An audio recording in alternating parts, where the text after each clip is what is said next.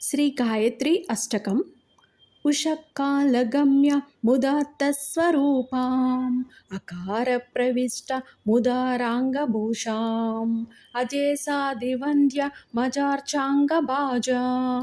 మనోపమ్య రూపాం భజామ్యాది సంధ్యాం సదాహం సయానాం స్ఫురద్రత్నవస్త్రాం వరాభీతిహస్తాం ఖగాంనాయ రూపాం స్ఫురత్రాదికామక్షమాలాంచ కుంభం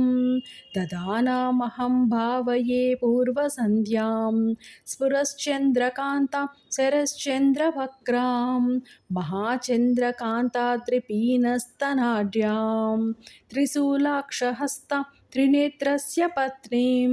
వృషారూఢపాదాం భజే మధ్యసంధ్యాం సదా సామగానాం ప్రియాం శ్యామలాంగీం అకారాంతరస్థం కరోల్లాసి చక్రాం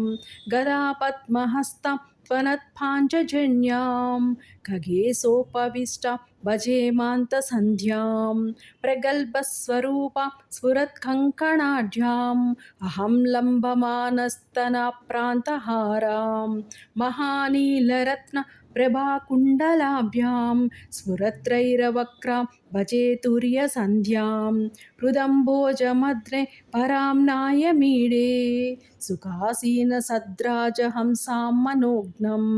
సదా హేమవాసాం త్రైవిద్యమధ్యాం భజామస్తు వామో వదామ స్మరామం సదా తత్ప్రదైస్తూయమానాం సవిత్రీం వరేణ్యాం మహాభర్గరూపాం త్రినేత్రాం సదా దేవదేవాదిదేవస్య పత్నీ మహం ధీమహిత్యాదిపాదైకచుష్టాం అనాథం దరిద్రం దురాచారయుక్తం శఠం స్థూలబుద్ధిం పరం ధర్మహీనం త్రిసంధ్యం జపధ్యానహీనం మహేశీం పరం చింతయామి ప్రసీదత్వమేవ ఇతీదం భుజంగం పఠేద్యస్తు భక్త సదాదాయ చిత్తే సదా గాయత్ర్యాం త్రిసంధ్యస్వరూపాం త్రిలోకైకవంద్యాం సముక్తో భవేత్ సర్వపాపైరజస్రం.